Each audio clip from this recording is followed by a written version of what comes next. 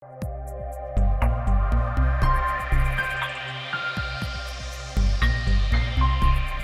kasih Bapa yang baik, terpujilah Engkau selama-lamanya. Biarkan damai sejahtera-Mu yang seperti sungai yang mengalir menenangkan hati kami. Terpujilah nama Yesus. Kami bersyukur dan kami berdoa. Haleluya. Amin. Shalom Bapak Ibu saudara sekalian. Ya, saya mau ngajak kita buka kembali firman Tuhan. Injil Yohanes pasal keempat, saudara.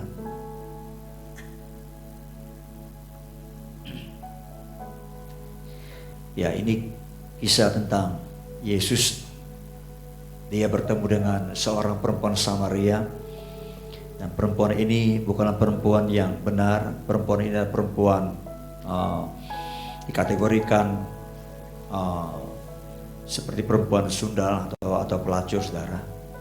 Ya, sebab perempuan ini sudah memiliki 5 suami dan juga sudah diceraikan, saudara. Dan terakhir Yesus berkata, panggil suamimu. Dan suami yang sekarang pun bukan suami asli. Artinya perempuan ini hidup dalam perselingkuhan, saudara. Tapi Yesus datang khusus bagi dia, saudara. Dan Tuhan punya tujuan yang begitu indah atas orang ini. Sekalipun orang ini dianggap sampah masyarakat, saudara. Ya, tapi orang ini begitu diperhatikan Tuhan, sehingga hidupnya boleh mengalami satu pemulihan dan pembaharuan, saudara. Ya, dan dikatakan kalau saudara baca di ayat yang ke Yohanes pasal keempat ini, ya, ayat yang ke 13, ya, sebelumnya Yesus minta air sama dia, ya, tapi dia berkata, engkau orang Yahudi, masakan minta air sama orang Samaria? Ya, kita tahu bahwa orang Samaria sama orang Yahudi itu tidak bergaul. Mereka bermusuhan, saudara, sekalipun mereka masih punya hubungan darah, ya, sama satu suku. Cuma orang Samaria itu sudah kawin campur dengan bangsa-bangsa yang lain seperti itu, saudara. Ya, nah Yesus berkata, ya, ayat 13, jawab Yesus kepadanya, barang siapa minum air ini, ia akan haus lagi. Tapi barang siapa minum air yang kuberikan kepadanya, ia tidak akan haus untuk selama-lamanya. Sebaliknya, air yang akan kuberikan kepadanya akan menjadi mata air di dalam dirinya yang terus-menerus memancar sampai kepada hidup yang kekal. Saudara, kita tahu kisah ini ketika perempuan ini sudah percaya pada Yesus, dia sudah minum air yang Yesus berikan, maka dia tidak akan haus lagi, saudara. Tapi di dalam dirinya dikatakan ada sumber mata air yang keluar, yang meluap. Dan itu buktinya ketika dia pulang ke kampungnya, dia menceritakan, ya, tentang Yesus kepada orang-orang sekampungnya, saudara. Ya, hidupnya dipulihkan, hidupnya dibaharui. Kenapa? Karena memang pada awalnya mungkin dia tidak berani ketemu sama orang. Karena waktu dia datang ke sumur itu, dia datang sendirian tengah hari, saudara. Ya, siang bolong seperti itu, dia malu ketemu sama orang, mungkin dia takut digosipin. Tapi begitu ketemu Yesus, dia terima air kehidupan Yesus, hidupnya dipulihkan, hidupnya dibaharui, sehingga dia punya kepercayaan diri begitu kuat. Dia pulang ke kampungnya, diceritakan sama orang-orang kampungnya, dan orang-orang kampungnya itu mendengarkan dia, saudara. Ya, kenapa sampai bisa mendengarkan dia? Karena di dalam dirinya ada air, sumber air kehidupan yang memancar. Begitu air kehidupan itu memancar keluar dari perkataannya, saudara, orang-orang yang mendengar itu, ya, masyarakat yang mendengar, orang-orang kampung mendengarnya, mereka langsung percaya. Dan mereka dibawa ketemu Yesus, dan orang-orang sekampungnya berkata begini, sekarang, ya, kami sudah melihat dengan mata kami sendiri. Ini bahasa sehari-hari, saudara. Ya, bahwa apa yang kamu katakan itu benar adanya. Saudara, saya percaya kalau kita, ya, yang sudah percaya Yesus, maka di dalam diri kita akan ada sumber mata air yang meluap keluar. Itu sebabnya Yesus pernah berkata, kalau saudara baca nggak salah di Yohanes pasal ke-7, ya, Yesus berkata, barang siapa yang percaya kepadanya, maka dari dalam dirinya, dari dalam hatinya akan mengalir aliran air hidup, saudara. Ya, nah, saya percaya setiap pribadi kita, di dalam kita sudah ada sumber kehidupan. Ada amin, Bapak Ibu Saudara sekalian. Ya, nah, saya mau katakan, saudara, sumber ini itu seperti sumur yang mengeluar, yang keluar. Ya, sumur, saudara tahu sumur? Pernah lihat sumur ya? Kalau sumur itu kalau digali saudara, biasanya ada sumber mata airnya yang mengalir saudara. Ya, apalagi kalau digali makin dalam, sudah seperti itu, ya dia akan makin mengeluar saudara, makin kuat seperti itu saudara. Nah, saya telusuri ya di Alkitab saudara, kalau Yesus berkata, ya, barang siapa minum air yang aku berikan kepadanya, ia tidak akan haus lagi selama-lamanya. Sebaliknya, ya Tuhan berkata, air yang kuberikan itu akan menjadi mata air di dalam dirinya. Terjemahan lain saudara, itu dikatakan saudara, di dalamnya ada sumber air, ada sumur yang meluap keluar saudara. Nah, kata sumber ini atau sumur ini saudara, itu disebut dengan bahasa Yunaninya ya halomai. Haloma itu artinya saudara menyembur keluar. Ya, berarti saudara, kalau kita percaya kepada Yesus, maka sumber mata air yang dalam kehidupan kita itu akan memancar keluar saudara. Dan biasanya kita tahu ya, kalau kita pernah melihat orang gali sumur, tiba-tiba dapat mata air yang bagus, tiba-tiba bisa sumber apa ya namanya, meluap keluar, menyembur keluar saudara. Begitu kencang, begitu kuat seperti itu saudara, ya, dengan volume yang banyak sekali seperti itu saudara. Jadi ini bukan hanya sumur yang yang kita lihat ya di lingkungan kita, entah itu sumur bor, entah itu sumur kolam seperti itu saudara. Tapi ini benar-benar sumur yang bisa menyembur keluar saudara. Ya, saudara tahu sumur Lapindo, ketika salah satu sumur yang digali itu tiba-tiba menyembur keluar begitu kencang dengan volume yang begitu banyak saudara, sehingga apa yang terjadi, beberapa desa itu tenggelam saudara. Itu meluap keluar seperti itu saudara. Nah, seperti itulah gambarannya ketika orang percaya kepada Yesus, sumber itu keluar terus saudara. Kemarin saya katakan, kenapa ada orang percaya Yesus, dia tidak meluap seperti itu. Mungkin sudah tersumbat. Tersumbat oleh apa? Tersumbat oleh berbagai pergumulan kehidupan. Mungkin itu kekecewaan, penderitaan, mungkin itu kepahitan, mungkin itu kemarahan, sesuatu yang menyumbat hati saudara. Ya, mari sudah ajarkan itu harus disingkirkan. Nah, Tuhan mau itu meluap keluar saudara, seperti itu saudara. Nah, hari ini saya mau sampaikan ya satu sumber atau satu sumur dalam kehidupan kita yang saudara harus izinkan meluap keluar saudara.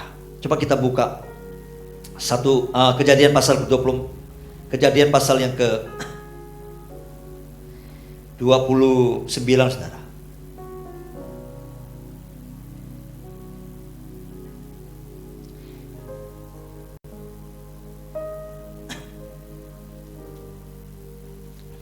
Ini sumur namanya sumur Yakub. Ya. Ya, ini yang ditemukan tadi oleh perempuan Samaria itu ketika bercakap-cakap dengan Yesus saudara. Saya akan bacakan dulu saudara ayatnya kepada saudara. Kemudian berangkatlah Yakub dari situ dan pergi ke negeri Bani Timur. Ketika ia memandang sekelilingnya, dilihatnya ada sebuah sumur di padang dan ada 3 kumpulan kambing domba berbaring dekatnya. Sebab dari sumur itulah orang memberi minum kumpulan-kumpulan kambing domba itu. Adapun batu penutup sumur itu besar. Dan apabila segala kumpulan kambing domba itu digiring berkumpul ke sana, maka gembala-gembala menggulingkan batu itu dari sumur itu. Lalu kambing domba itu diberi minum. Kemudian dikembalikanlah batu itu lagi ke mulut sumur itu. Bertanyalah Yakub kepada mereka, saudara-saudara, dari manakah kamu ini? Jawab mereka, kami ini dari Haran. Katanya kepada mereka, kenalkah kamu Laban, cucu Nahor? Jawab mereka, kami kenal. Selanjutnya katanya kepada mereka, selamatkah ia? Jawab mereka, selamat. Tetapi lihat, itu datang anak perempuan Rahel dengan kambing dombanya. Lalu kata Yakub, hari masih siang, belum waktunya untuk mengumpulkan ternak. Berilah minum kambing dombamu itu, kemudian pergilah menggembalakannya lagi. Tetapi jawab mereka, kami tidak dapat melakukan itu selagi segala kumpulan binatang itu belum berkumpul.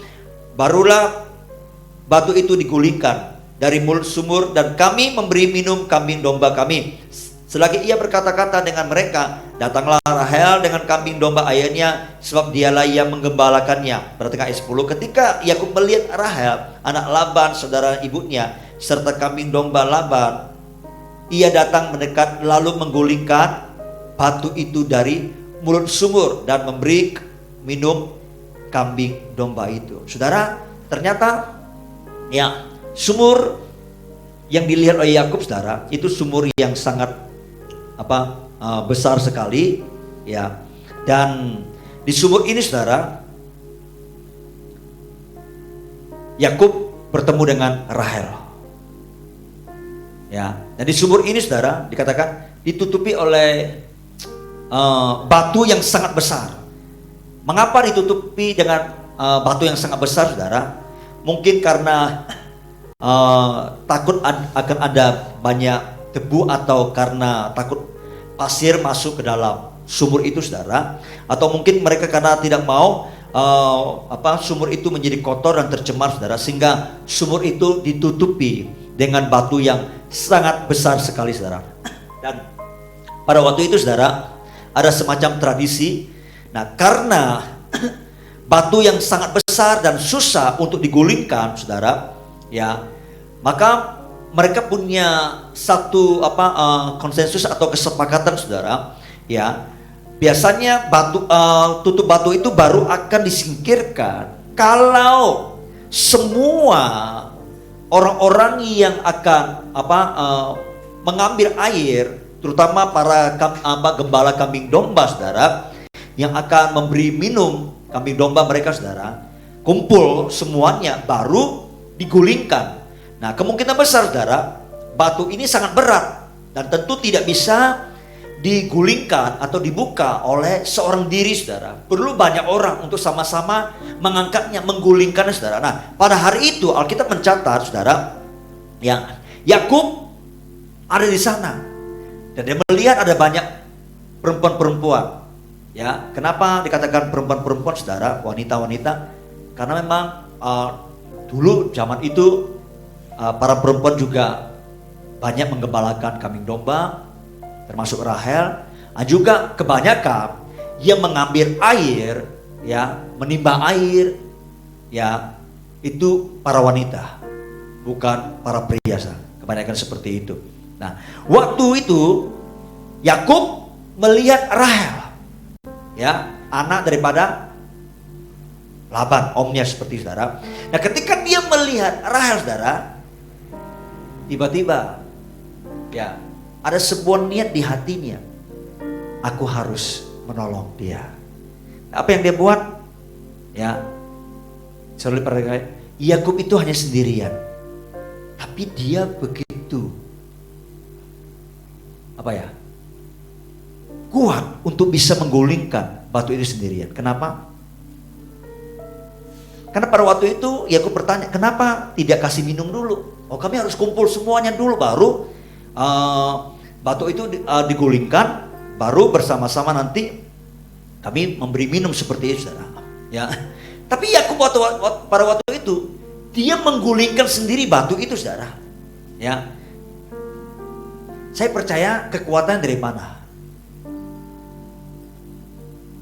Kekuatan yang Yakub miliki, saudara, itu karena muncul dari cinta kasihnya kepada Rahel. Alkitab berkata Yakub itu cinta kepada Rahel, saudara. Saudara harus tahu, ya, dalam kehidupan kita, saya percaya hubungan kita dengan Tuhan juga tidak terlepas dengan yang namanya, kalau kita berkata kita mengasihi Tuhan, kita mencintai Tuhan, itu pasti berkaitan dengan jiwa kita, emosional kita sebetulnya, saudara. Ya, sebab ketika Tuhan menyampaikan perintah pertama, kasih Tuhan Allahmu, ya, maka saya pikir saudara, kalau kita ingin mengasihi Tuhan tanpa melibatkan jiwa kita, emosional kita saudara, maka itu sesuatu yang something wrong. Kan nggak mungkin misalnya gini saudara, dengan pasangan hidup kita, saudara yang sudah punya keluarga, ya, saudara datang kepada pasangan saudara, kepada istri saudara, kepada suami saudara, dengan mata yang melotot gitu kan, saudara berkata, I love you yang, I love you. Ya, saya percaya ketika pasangan saudara melihat saudara berkata, I love you, tapi dengan mata yang melotot saudara, saya percaya ya pasangan saudara berkata begini, ini orang sedang bual, ya. Karena kita tidak mungkin menyatakan cinta kita, kasih kita kepada seseorang tanpa melibatkan emosional kita saudara.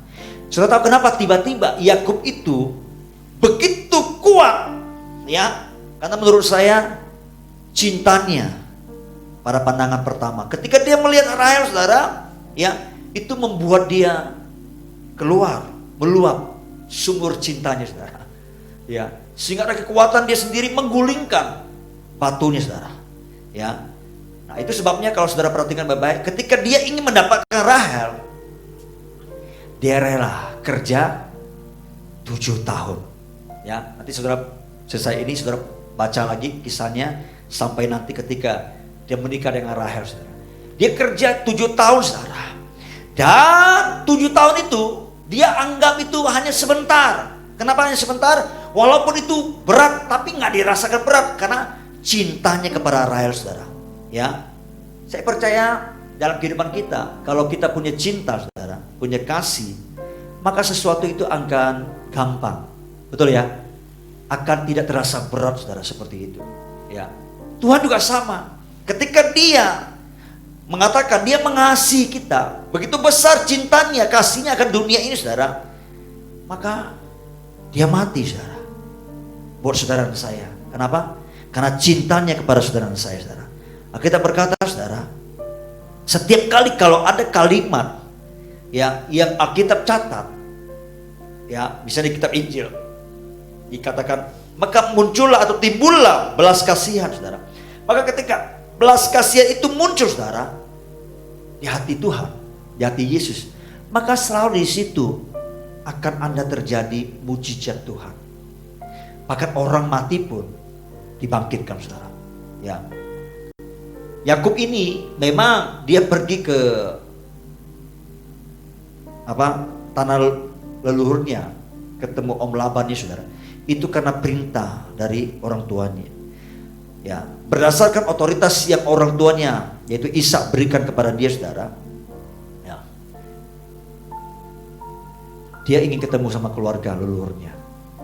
Tapi ketika belum sampai ketemu, tiba-tiba dia melihat seorang gadis, ya, timbullah cintanya. Cintanya itulah yang membuat dia begitu kuat untuk mengerjakan segala sesuatunya saudara. Saudara, saya percaya kalau orang Kristen memiliki gairah dan cinta kepada Tuhan, maka semua apapun yang akan dilewatinya pasti akan dilewati, dirasakan dengan ringan. Betul ya Bapak Ibu Saudara sekalian ya. Kayak kita pagi hari ini, kalau kita mengasihi Tuhan, maka bangun pagi itu nggak jadi masalah buat hidup kita, saudara. Betul ya? Ya. Kalau ada cinta, ada kasih, ya, maka saya percaya apapun sesuatu yang kita mesti kerjakan, saudara, ya, kita lakukan bukan dengan berat hati, tapi dengan gampang sekali sebenarnya. Satu kali saya pernah dengar sebuah kisah saudara. Ada seorang anak Tuhan, dia itu tipikalnya itu pemarah, suka emosional, ya. Tapi dia punya pacar. Pacarnya itu tidak tinggal satu kota, tapi ada di kota yang lain. Ya. Nah, ketika dia bergaul dengan teman-temannya, teman-temannya tahu karakternya. Nah, apapun itu kegiatannya, biasanya muncul emosi. Ya. Nah, saudara tahu apa yang terjadi, saudara? Satu kali mereka lagi bermain, ya main bola. Nah, teman-temannya itu melakukan hal-hal yang salah. Tapi dilihat orang ini kok berubah, tidak marah. Kok jadi anteng sekali seperti itu, nggak emosional. Teman-temannya pada bingung. Kamu hari ini kok beda ya? Biasanya nggak ada kesalahan pun, kamu tetap ngoceh, marah, emosi. Ya hari ini kami semua tuh hampir rata-rata melakukan kesalahan dan ya memang kami sepertinya memang mengerjain kamu. Tapi hari ini kamu kok beda gitu loh, seperti itu. Saudara tahu? Dia ngomong, dia bilang gini, saya tidak mau marah. Ya kamu kenapa tidak mau marah gitu kan? Sebab besok itu pacar saya datang. Ternyata saudara, teman-temannya lakukan kesalahan apapun, dia tidak fokus kepada kesalahannya. Dia pikirannya sedang fokus kepada pacarnya. Besok akan datang, besok akan datang, besok akan datang. Saudara. Itu membuat dia tidak emosional kepada teman-temannya, karena dia nggak fokus. Dia fokus pada cintanya, karena besok akan ketemu sama si yayangnya seperti saudara. Saya percaya kalau kehidupan kita seperti itu, saudara. Dengan Tuhan, kalau kita mencintai Tuhan, maka semua yang kita akan harus lewati, sekalipun itu kesulitan, penderitaan, maka kita pasti akan melewatinya dengan perasaan yang sangat ringan, saudara. Tapi kalau tidak ada cinta, gairah, kasih kita kepada Tuhan dalam kehidupan kita, maka saya katakan semua yang kita kerjakan itu akan menjadi sebuah kewajiban aja, saudara. Ya, yang kita lakukan, yang kita rasakan semuanya itu pasti akan berat di hati kalau tanpa cinta, saudara. Kalau tidak ada cinta di hati kita, pelayanan akan jadi beban, ibadah akan jadi beban, doa seperti ini akan jadi beban, baca Alkitab akan jadi beban, memberi akan jadi beban, saudara. Pekerjaan kita kerjakan akan jadi beban. Karena apapun dalam kehidupan kita akan jadi beban kalau tanpa cinta, saudara. Saya berdoa tidak ada kita yang seperti itu dengan Tuhan. Ada amin Bapak Ibu Saudara sekalian? Ya, Rahel, ya, ketika dipandang oleh Yakub, maka cintanya itu begitu kuat dan itu muncul keluar wujudnya sebuah kekuatan yang bisa menyingkirkan ya sumur yang tertutup.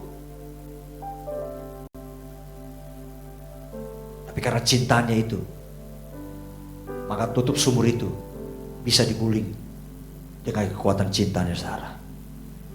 Ya, saya berdoa sumur seperti ini ada meluap di hati kita, saudara. Amin. Jadi yang kita rasakan, kita kerjakan tidak ada beratnya. Nah, coba cek. Kalau yang kita kerjakan selama ini apapun itu, entah saudara sebagai istri memasak, menyuci baju, saudara sebagai suami bekerja memanting tulang, ya, saudara sebagai pelayan, apapun itu, saudara. Kalau saudara kerjakan dengan keluh kesah, dengan berat hati, kemungkinan besar sumur cinta itu sedang tersumbat. Ayo singkirkan, bangkitkan lagi gairah cinta kita. Amin. Tadi saya katakan waktu kita doa tadi, saudara, Yesus berkata, menjelang semakin dekat hari Tuhan, kasih kebanyakan orang akan menjadi dingin. Kalau saudara baca di kitab Wahyu, Yesus tegur kepada jemaat Efesus, mereka begitu rajin tapi gak ada gairah cinta di situ, hanya sebagai kewajiban. Dan Tuhan tegur mereka, jangan sampai tidak ada cinta dan gairah apapun yang kita lakukan. Saya berdoa, saudara, coba cek hati kita hari ini. Coba lihat apa yang kita kerjakan. Bahkan seperti sekarang ini, kayak saya menyampaikan firman, mengajari saudara, ya, atau siapapun mungkin pelayanan kita, saudara. Coba cek, kapan terakhir emosi kita begitu kuat sampai kita bisa lakukan apapun itu dengan enteng. Sebaliknya, ada sebuah kedamaian, ada sebuah sukacita. Bahkan kita bisa sampai sebuah titik. Tidak ada hal yang lain yang bisa kita ucapkan lagi. Misalnya kalau ada hubungan dengan Tuhan, selalu kita berkata, aku mengasihi Engkau Tuhan. Ya. Kalau tadi dari awal kita memuji menyembah Tuhan, hadirat Tuhan, kita minta. Lalu ketika hadirat Tuhan sudah ada, kita mau ngapain? Kita minta Dia lakukan mujizat. Tentu itu hati kita bukan dengan gairah cinta kepada Dia. Harusnya makin masuk lebih dalam, kita makin menyatakan cinta kita, menyatakan kasih kita kepada Tuhan, menyatakan pengagungan kita, penghormatan kita kepada Tuhan, saudara. Saya percaya, saya berdoa, biarkan sumur ya cinta ini terus meluap dari kehidupan kita, saudara. Biarkan makin hari kita makin kuat mencintai Tuhan. Dan kita berani berkata, Tuhan, aku mau berikan segalanya buat Tuhan. Amin. Bapak Ibu Saudara sekalian, sekali lagi biarkan sumur cinta ini tetap meluap keluar begitu kuat dalam kehidupan kita, saudara. Haleluya. Bahkan musuh pun kalau ada meluap cinta itu, kita dapat mengasihi musuh kita seperti yang Tuhan perintahkan. Jadi kalau ada cinta, ada kasih, tidak ada hal yang berat dalam hidup kita. Amin. Bapak Ibu Saudara sekalian, ya, saya berdoa hari ini sekali lagi sumur cinta ini jangan sampai tersumbat, tapi biarkan meluap keluar, mengalir dalam kehidupan kita. Amin. Ayo kita datang menghampiri Tuhan.